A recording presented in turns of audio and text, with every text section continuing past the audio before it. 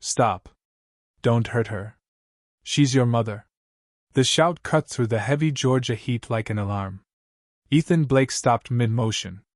Ethan Blake, a billionaire tech entrepreneur and the founder and CEO of Brightcore, suddenly became aware of how the moment looked. Just minutes earlier, he had walked out of a draining board meeting, exhausted, irritable, and weighed down by the pressure of an upcoming acquisition. The elderly black woman seemed to appear out of nowhere. She wore layers of worn, patched blue fabric. Her skin was weathered, her frame thin, her eyes deeply sunken with hunger. She had tapped on his car window, then followed him toward the store's sliding doors, murmuring words he couldn't make out. Then she grabbed his sleeve. He spun around, anger flaring. "Let go of me." She didn't step back. "Just some bread, sir," she said softly. "I haven't eaten." The anger that surged in him wasn't caused by the request itself, but by the closeness, the desperation, the way she crossed his boundaries. Store security had already moved her away once. Yet here she was again, her hand trembling on his arm, her hollow eyes filled with fragile hope. His hand lifted on instinct. Then the voice rang out. He turned toward the voice. A young black woman stood between him and the elderly woman. She was thin, clearly exhausted, dressed in a faded gray maid's uniform. Sweat clung to her forehead. Her breathing was quick, yet her gaze remained steady. She held her hands up, as if preparing to shield herself from a blow. Ethan didn't hesitate for long. His expression twisted as disbelief gave way to anger. "What did you just say?" he snapped. "She's your mother," the maid repeated, her voice quieter but firm. A ripple of shock moved through the crowd outside the Buckhead grocery store. Phones were raised instantly, lenses aimed at Ethan like weapons. "Are you out of your mind?" Ethan shouted. "You think you can walk up to me and say something like that?" "I'm not lying," she said. "Just look at." "No. You listen to me." He stepped closer, looming over her smaller frame. "You don't know me. You don't know this woman. And you don't get to tell me who my mother is." Some people in the crowd murmured in agreement, siding with Ethan rather than the maid. A few whispered that the girl was just looking for attention or money. Ethan pointed a sharp finger at her. "You think this is a joke? A trick to get cash from me? Some kind of stunt?" "No, sir. I'm trying to." "Enough." His voice cut her off. She flinched but held her ground. The elderly woman reached toward Ethan's leg, whispering, "Son, bread, please." Ethan pulled back as if her touch burned him. "You see?" he yelled. "She's confused. And you," he pointed at the maid, "you're taking advantage of her." The young woman shook her head in desperation. "Please, just listen. I can prove it. I can show you the truth." "Let me speak." I said stop talking. Ethan shouted, his temper, usually held in check, finally breaking. The pressure from the acquisition deal, the endless meetings, the constant scrutiny, it all erupted at once. Ava stepped forward again, refusing to give up. "Sir, please. Let me show you." Ethan reacted without thinking. The sharp sound rang out across the parking lot. Ava's head snapped to the side. Red spread across her cheek as she stumbled backward, barely staying on her feet. The crowd reacted instantly. Someone gasped. A woman screamed. A man muttered a curse. Still, a few people turned on Ava. "That's what happens when you lie." She shoved him first. "Always pretending to be the victim." Ava raised her hand to her face. Blood appeared at the corner of her mouth. Shock flickered in her eyes, but her focus didn't fade. "Please," she said quietly, her voice rough but controlled. "Just look at her wrist." "Enough!" Ethan bellowed. "Security! Get them away from me!" Two guards hurried over, tense and uncertain. Confronting Ethan Blake was never simple. Yet striking a woman in full view of cameras wasn't something they could ignore either. Ava pointed toward the frail elderly woman. "She has a birthmark on her right wrist," Ava said. "The same one you have." Ethan's jaw tightened until the muscle in his cheek twitched. I don't have time for this, he said sharply. You do, Ava replied. Because since the moment she saw you step out of your car, this woman has been calling you her son. As if confirming it, the elderly woman nodded weakly, tears cutting clean lines through the dirt on her face. My boy, she whispered. My Ethan. Ethan went still. The world seemed to tilt beneath him. The sweat on his forehead turned cold. Show her wrist, Ava said firmly. The guards hesitated, then gently helped the woman pull back the sleeve of her worn dress. On her right wrist rested a small, dark birthmark, curved like a comma. Ethan's breath caught. Ava met his gaze without blinking. Now show yours. I'm not doing. Just show it. A woman in the crowd shouted. If she's lying, prove it. Another voice called out. Surrounded by hundreds of watching eyes, Ethan slowly raised his hand. His fingers trembled as he rolled back his cuff. A wave of gasps spread through the crowd. There it was. The same mark. Identical in shape and place. Ethan's mouth opened, but no sound came out. Ava stepped closer, her bruised cheek aching, her voice soft and steady. I told you she's not. Your mother is confused. Someone muttered. The elderly woman reached for him again. This time, Ethan didn't pull away. Her trembling hand rose to his face, gently cupping his cheek. My son, she whispered. I searched for you in every sunrise, in every crowd. Ethan's lips shook. His knees gave out, and he dropped onto the scorching pavement, one hand pressed to his chest as if his heart were breaking, or beginning again. I almost hurt you, he whispered. God, I hurt her. He looked at Ava, guilt crashing over him like a wave. Ava winced but shook her head. Right now, she needs help. That's all that matters. Suddenly, the old woman's body went limp. She's fainting, Ava said, catching her. We need to move. Ethan reacted instantly. Get the car. No, he shouted to his driver. Security pushed the crowd aside as Ethan lifted the fragile woman into his arms. Faces around them were frozen in shock, conflicted, uneasy, ashamed. Ava followed, one hand still pressed to her injured cheek. She limped slightly but didn't stop. Just before Ethan climbed into the SUV, he turned back to her. You're coming with us, he said. There was no anger in his voice now. No disbelief. Only something closer to fear. Fear of what he didn't understand, and fear of what he had nearly destroyed. Ava nodded. The doors closed with a heavy thud. The SUV sped away, carrying a billionaire, a bruised maid, and the mother he thought he'd buried 15 years ago. Their lives, bound by one moment of truth and violence, had just crossed a line none of them could ever return from. If this story moved you, like the video and drop a comment telling us where you're watching from. Who knows? Someone near you might be watching too.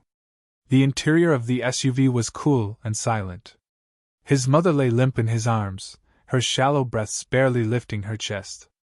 Her skin, paper thin and worn, seemed almost translucent under the filtered light from the tinted windows. Ava sat across from him, clutching the side panel with one hand, the other holding a napkin against her bleeding lip. Her face was bruised. Her gaze was unreadable. Ethan tried not to look at her. He couldn't. Every time he did, he saw his hand, his fury, his failure. Hospital? The driver called from the front. Yes. Nearest trauma unit, Ethan replied hoarsely. The SUV surged forward. Ethan looked down at the old woman, at the woman he had nearly struck, the woman he'd called a liar. She looked so small now. Her gray head rested against his shoulder, her breath rattling. Her hand, brittle and dry, clutched his shirt like a child clings to a parent. He lowered his voice. Mama? Her eyelids fluttered, but she didn't answer. He turned toward Ava. That thing you said about the birthmark? He asked quietly. How did you know? How could you be sure? I saw it on her wrist, Ava replied softly, her voice strained from the pain. And I remembered seeing the same mark on yours once. Years ago. In a magazine photo. That's it, Ethan said. You saw a mark and decided she was my mother? Ava didn't hesitate. It wasn't just a mark. It was her eyes. The way she looked at you, like she was finally seeing someone she'd been searching for her entire life. Ethan pressed his fingers to his temples. Jesus Christ. She said your name before you ever spoke to her, Ava added. She didn't beg. She didn't ask for anything. She called you her son. He looked at her then, truly looked at her. You stood between us, he said.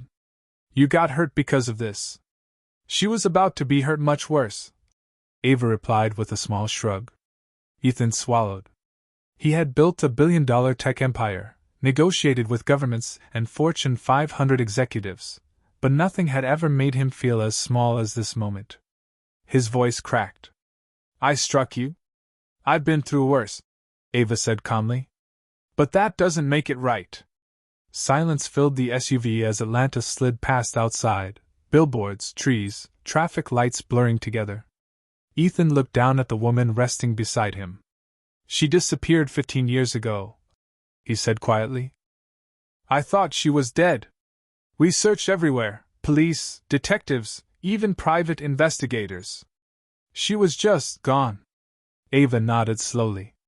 She wasn't meant to be found. Not until now. The SUV pulled up to the emergency entrance of Piedmont Atlanta Hospital. Nurses with a gurney met them before the car even stopped. She's not breathing properly, Ethan shouted as he carried his mother inside. They laid her down on the stretcher, oxygen tubes already in place.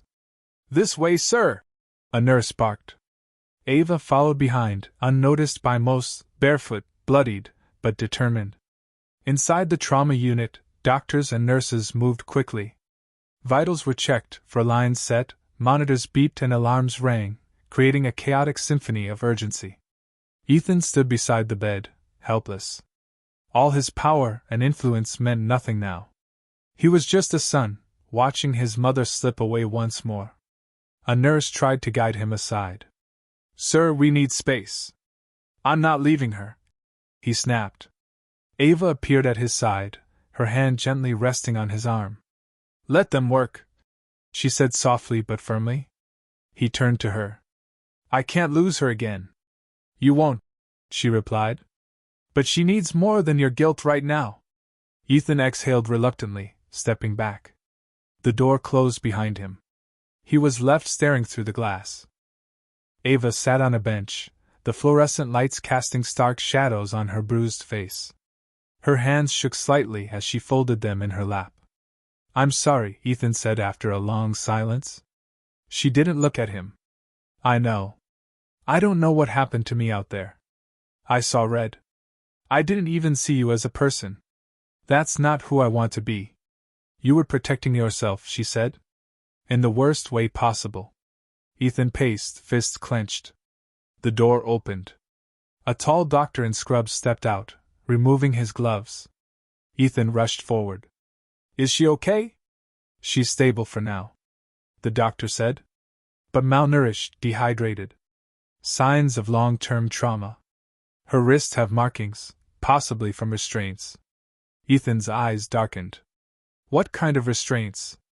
Old bruising, possibly chains. She's been through something terrible.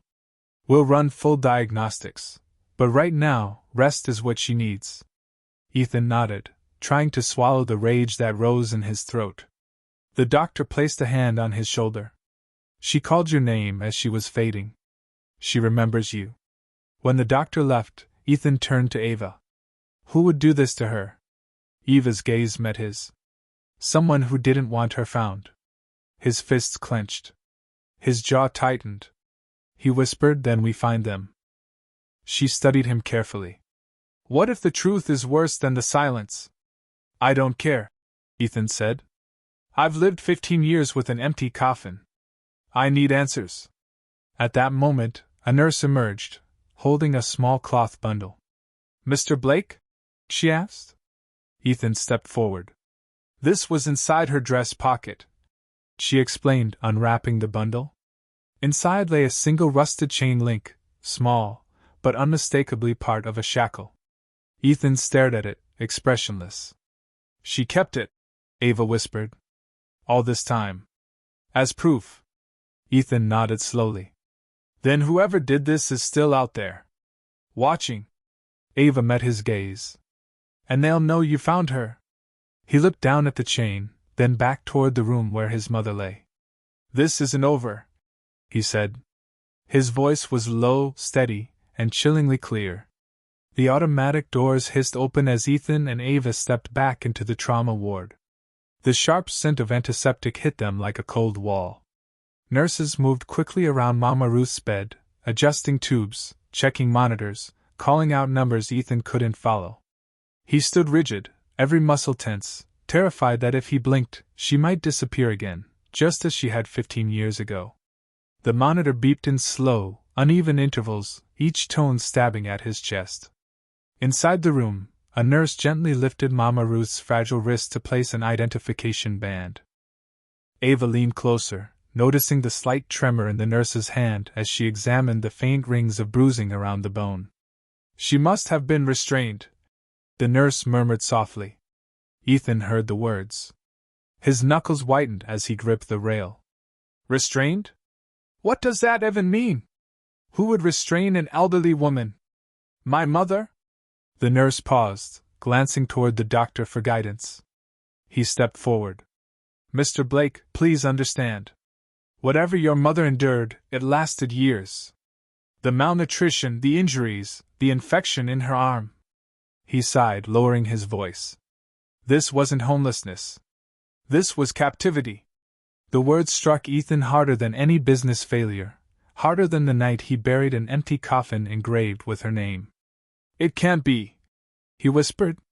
We looked everywhere, police, private investigators. How could she have been held somewhere for 15 years without anyone knowing? Ava stepped closer, her voice gentle even through the swelling on her cheek. Someone made sure she stayed hidden. Ethan turned to her, guilt rising again. I hurt you, and you're still helping me. You were angry, she said simply. I've seen worse from men who had far less reason.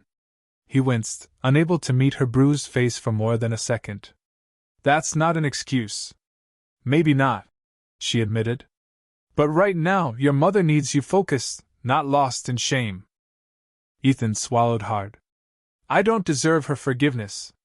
Or yours. Ava didn't reply. Her eyes drifted toward Mama Ruth, whose breaths remained shallow and uneven, fragile like torn paper. A moment later, a nurse invited them back inside. Mama Ruth lay under a thin hospital blanket, her pale face resting against a white pillow. The tubes and wires made her look impossibly small.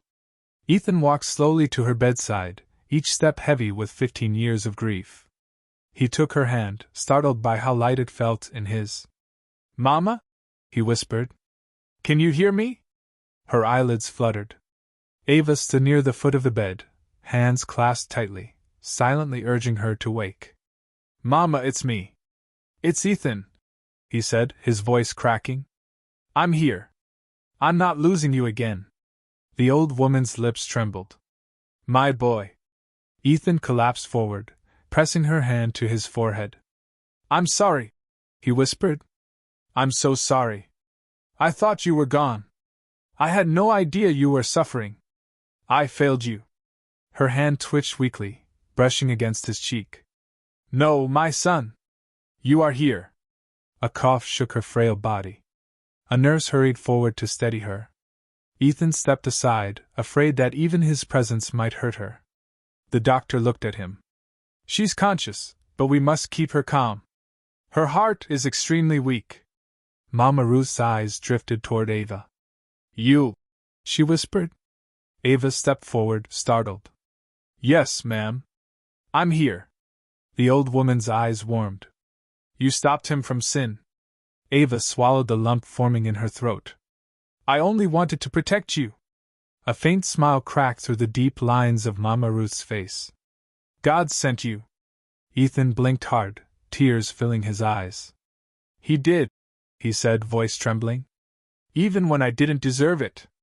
Mama Ruth's gaze moved to the small cloth bundle on the bedside table, the rusted chain link. Her eyes darkened as she reached for it with trembling fingers. Ava quickly handed it to her. Ethan watched, his heart thudding painfully. "Mama, what is that? Why did you keep it?" Ethan asked. Her breath quivered. "Proof." "Proof of what?" He leaned closer.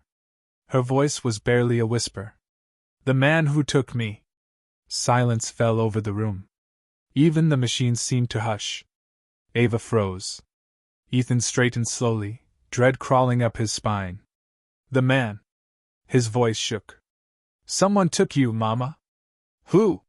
Her eyes filled with tears, fear, grief, memory, all tangled together. "Someone close." Ethan felt the floor tilt beneath him. "Close who?" Her strength gave out. Her eyes closed, and her hand fell limp against the sheets. Alarms beeped.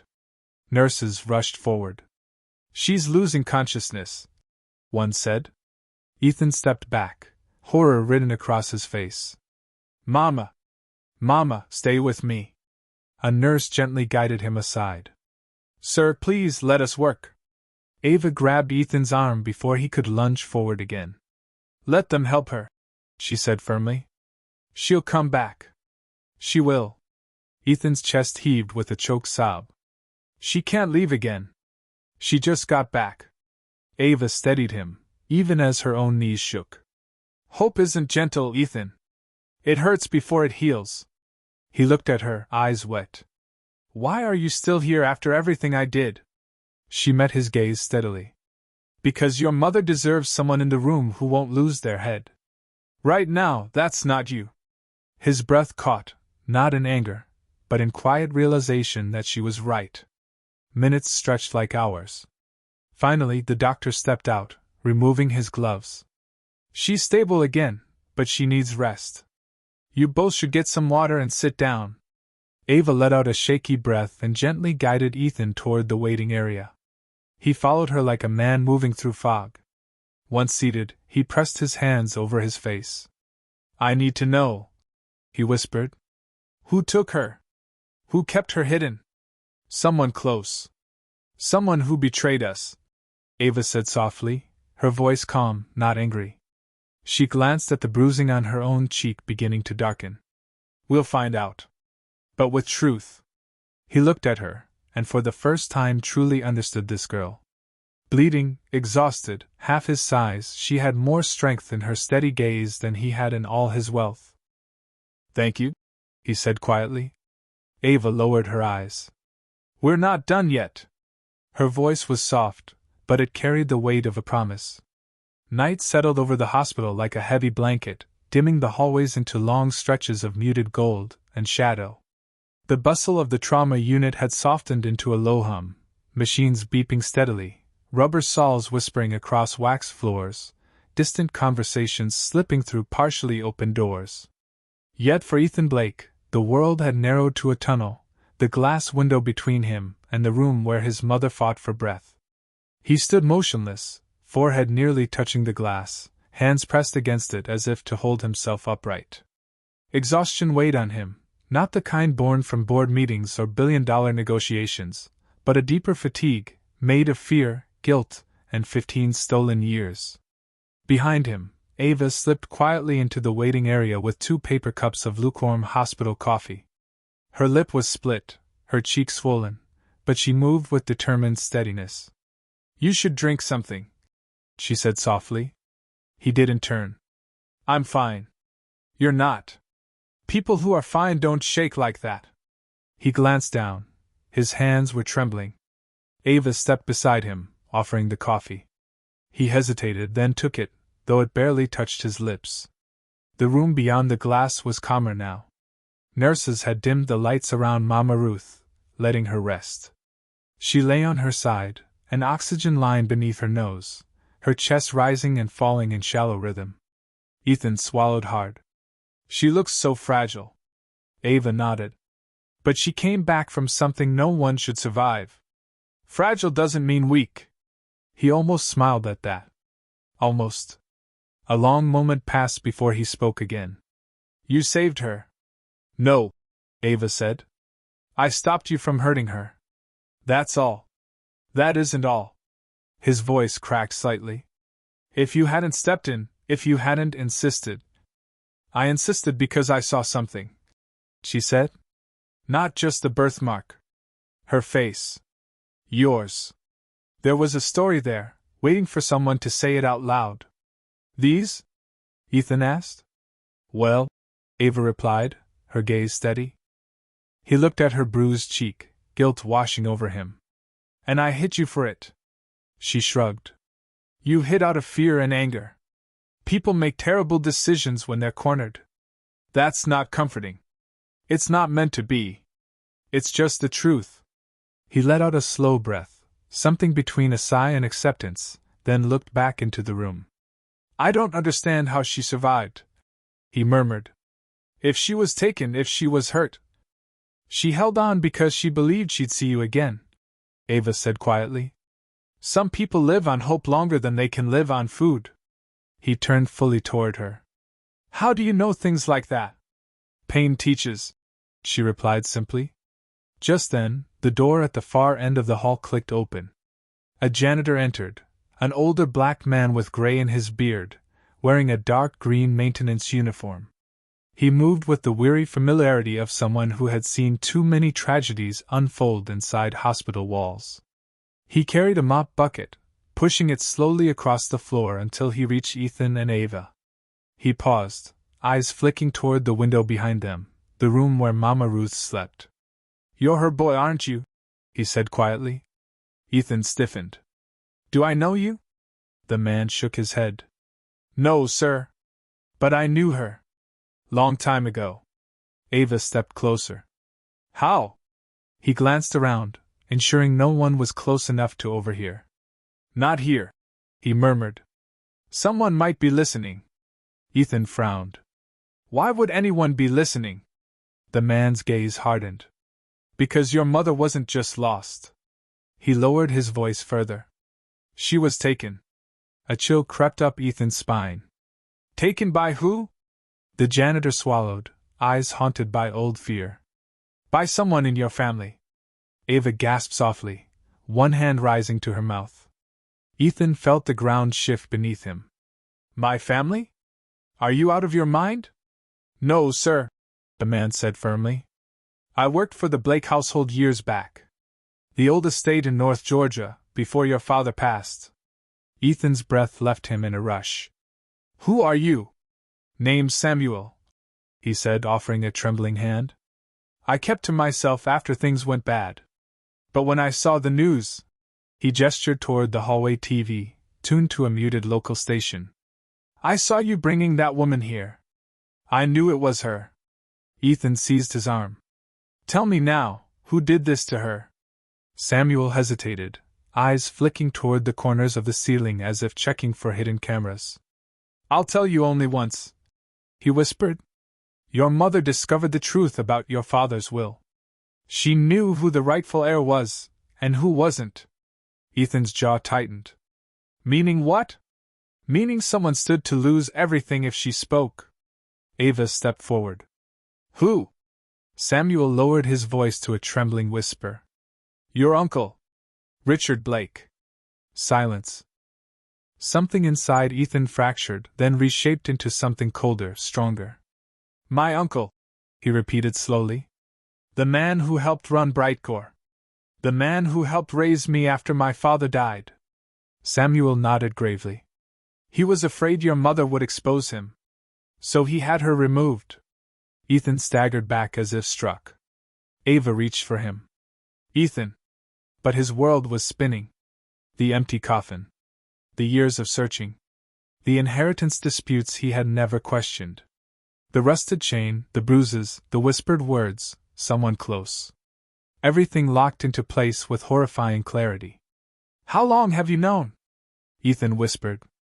Since the day she vanished, Samuel replied.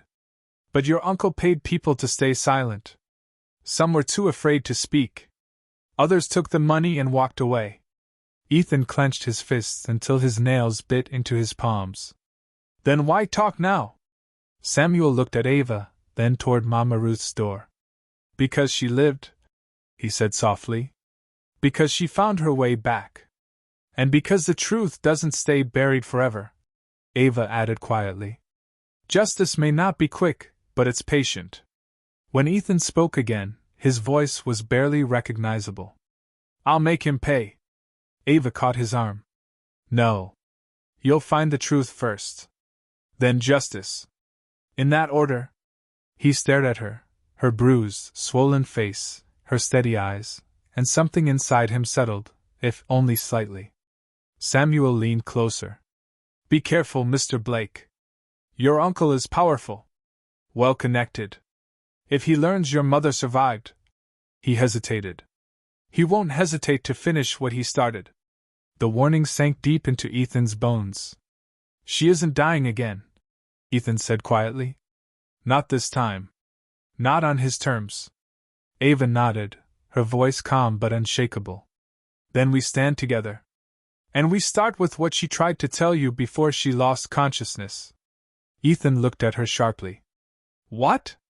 Ava repeated the word Mama Ruth had whispered earlier, the one that lingered like prophecy. Beware. Ethan turned toward the glass, toward the fragile figure resting in the dim hospital room, and understood. The truth was no longer just a mystery. It was a threat. And it was coming. The early hours of morning slipped into the hospital like a thief, quiet, gentle, relentless. Pale pink light filtered through the windows, brushing against sterile tile floors and the sleeping shapes in the waiting area. The coffee had gone cold. Machines hummed softly, a background rhythm of worry and exhaustion. Ethan sat in a vinyl chair outside his mother's room, head buried in his hands. Samuel's words looped endlessly in his mind. Your uncle. He had her removed. The betrayal deepened with every breath. He had trusted Richard, grown up under his guidance, brought him into boardrooms, family dinners, every corner of his life. All the while, the truth had been hidden behind glass. Mama Ruth stirred. Ethan looked up instantly, his heart jumping. A nurse inside the room noticed the movement as well. She leaned closer, checked the monitors, then gently adjusted the oxygen line beneath Mama Ruth's nose. She's waking up, the nurse said softly, stepping toward the door. You may come in, one at a time, please. Ethan stood at once. Ava rose too, but then paused. Go, she said quietly. She needs to see you first. He hesitated only a moment before nodding gratefully and stepping into the dim, humming room. Mama Ruth's eyes opened slowly. A cloudy haze dulled the whites, but her gaze sharpened when it found Ethan's face. Ethan? She whispered, her voice thin as paper. Mama. He moved to her side and dropped to one knee. You're awake. A faint smile touched her lips. I dreamed my boy had grown into a man.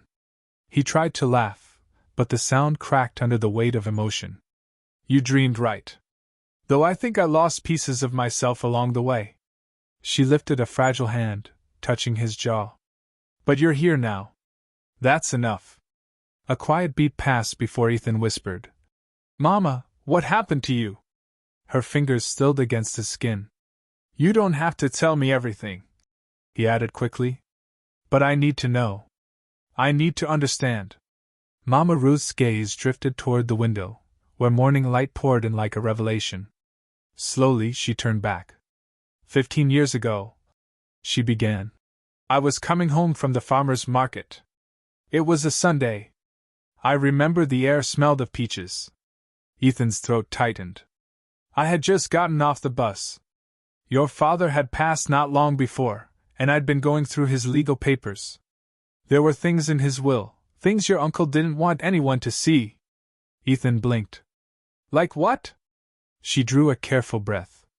Your father left Brightcore to you. All of it.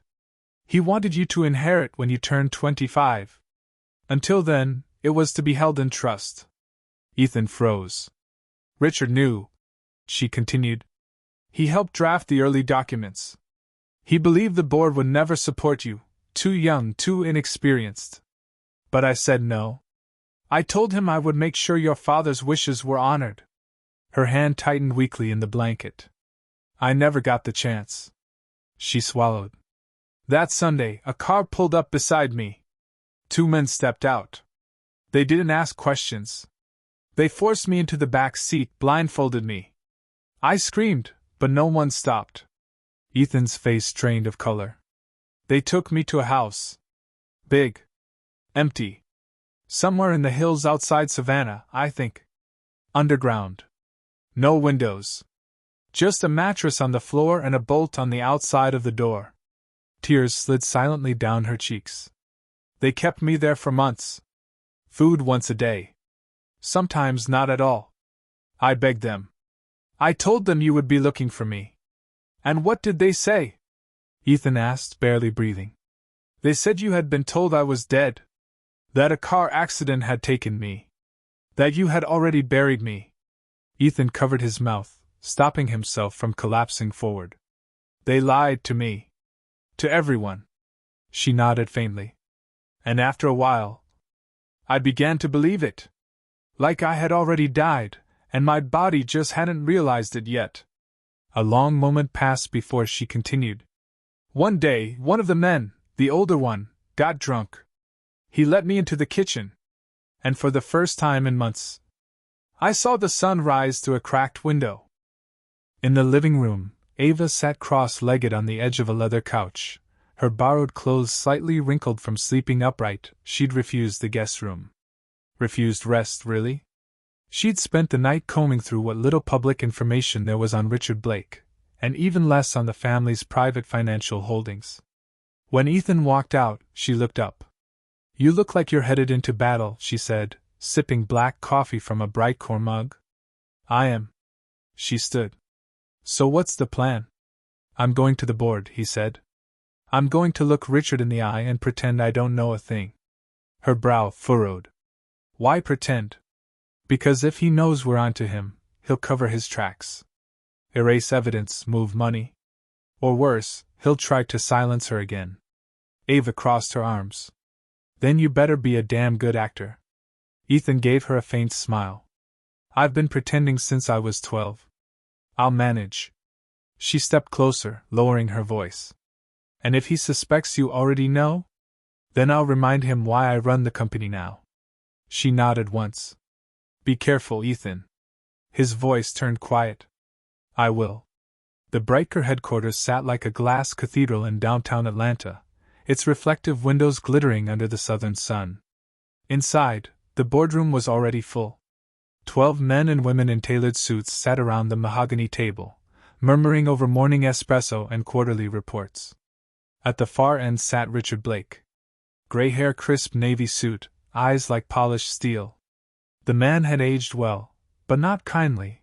His handshake still crushed fingers, his voice still carried the weight of command, and his presence still stank of something Ethan could never name as a child but now recognized clearly calculated control. Ethan entered with the easy smile of a man with nothing to hide. Morning, he said, tossing his leather folder onto the table. Richard rose with a wide, performative grin. Ethan, we weren't expecting you today. Thought you were on leave. I was, Ethan said, taking his seat. But I decided to check in. We're Kleinfress. Everything all right? Richard asked, eyes gleaming. Just a little too much peachy, Ethan replied. Just needed to be reminded of what a well-oiled machine looks like. Polite chuckles circled the table. The meeting began. Routine at first: financials, market growth, technology, partnerships. Ethan watched Richard the entire time, noting every tick, every pause, every word chosen a little too carefully. Then Ethan spoke casually. I want to open up a review, he said, spinning a pen between his fingers. Richard arched a brow. A review? Yes, Ethan said. Of the board's records. Specifically from 15 years ago. The room stilled. That's a long time ago, Richard said slowly. Exactly why it needs a fresh look. So much of our infrastructure was built then: contracts, property acquisitions, legal trusts.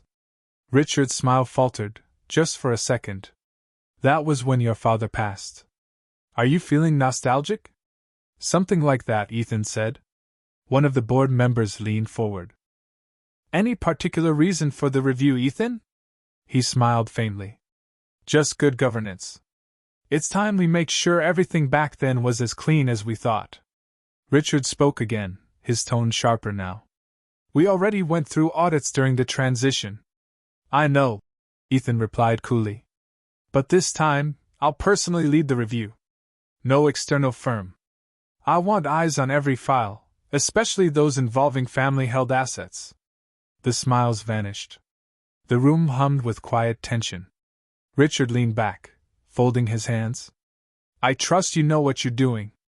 I always do, Ethan said, meeting his uncle's gaze. For a long moment, either blinked. Back at the hospital, Ava sat beside Mama Ruth's bed, carefully feeding her spoonfuls of warm broth. The old woman was stronger this morning, her voice frail but clearer. You stayed all night, Mama Ruth whispered. I don't leave people behind, Ava replied softly. You remind me of someone. My sister. She had that same stubborn grace. Left home young.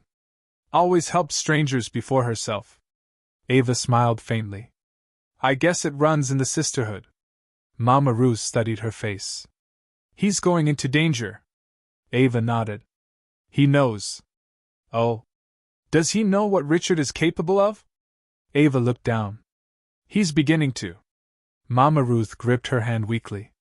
Don't let him do this alone. Promise me. I won't, Ava said, tightening her hold. I'll be his shadow if I have to. Mama Ruth sighed, her voice barely audible. There are things I haven't told him yet. Things I remembered in pieces. But he has to be ready. Then I'll make sure he is, Ava promised. That night, Ethan returned to the hospital, face drawn, eyes hard. He found Ava in the hallway. Well? She asked. I saw it in his eyes, Ethan said. He knows I'm coming for him. Ava's heart skipped. And now I'm certain, he whispered. Richard was behind it. All of it. She stepped closer. What's next? We crack open the books, Ethan said.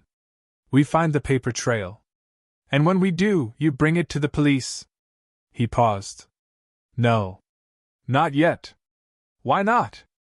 Because I want him to know what it feels like to lose everything first. His voice held a fire she hadn't heard before, controlled, cold, but burning all the same. Ava didn't argue. She simply stood beside him, facing the storm. Together. 2 days later, the sun baked the slate roof of the old estate in North Georgia, once the pride of the Blake family's legacy.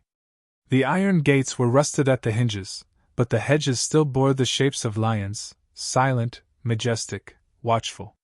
Inside, the air was stale with age and the cold scent of wealth. Dust-covered oil portraits and antique oak panels surrounded them. Ethan believed the truth would reveal itself here. He and Ava stepped out of the SUV, gravel crunching beneath their shoes. A locksmith trailed behind, already breaking the seal on the old side entrance. I haven't been here since I was 17, Ethan said quietly, staring up at the house. Ava glanced at the grand windows and the heavy stone archway above. Looks like the kind of place where secrets get buried. He nodded. Or locked behind doors no one dares open. Inside, Ethan led the way through echoing halls. Dust clung to every surface, like secrets too long undisturbed. Each step was purposeful, fueled by the memory of his mother's story. Somewhere in this house, he believed, were the paper trail documents from 15 years ago that could connect Richard Blake to her disappearance. They just had to find them. They began in the study, a room from another century. Mahogany bookshelves, high-backed chairs, and a liquor cabinet untouched for years. At the far end stood a locked filing cabinet, rust creeping up the hinges. Ethan handed the locksmith the key ring retrieved from the office archives. Start with this one, he said. Ava wandered to the desk, brushing dust from the surface. She opened a drawer to find stacks of old correspondence, handwritten letters, memos stamped with the Blake logo, and a small leather journal labeled Personal RB. She raised an eyebrow. You might want to see this. Ethan approached, flipping the journal open. The handwriting was Richard's, neat, angular, meticulous. He skimmed a few pages. Meeting with trustee. Moved to Tuesday. Ethan's still too young to understand the weight of this legacy. Ruth is asking questions. Too many. She's combing through estate files again. Contact made. Discretion will be maintained. Must ensure silence. Asterisk. Ethan's jaw tightened as he wrote it all down. Ava looked over his shoulder. He wasn't hiding it, he was memorializing it. That made it even worse. At that moment, the locksmith opened the final drawer of the filing cabinet. Got it, he said. Ethan and Ava rushed over. Inside were dozens of folders, some labeled boldly, inheritance, trust transfer, asset shift, and custody of estate. Ethan pulled out the file marked inheritance. Inside lay a copy of his father's will, one Ethan had never seen before. This is it, he whispered. This version. Not the one the lawyers read to me after Dad died. What's different? Ava asked. He pointed to a line deep on the second page. It named him sole heir and gave Ruth temporary oversight until he turned 25. The version he had seen had placed the estate in Richard's hands until further notice. Ava exhaled. So he doctored the will, suppressed this one. Rewrote it, and likely paid off the legal team to validate it. Can you prove it? Ethan asked.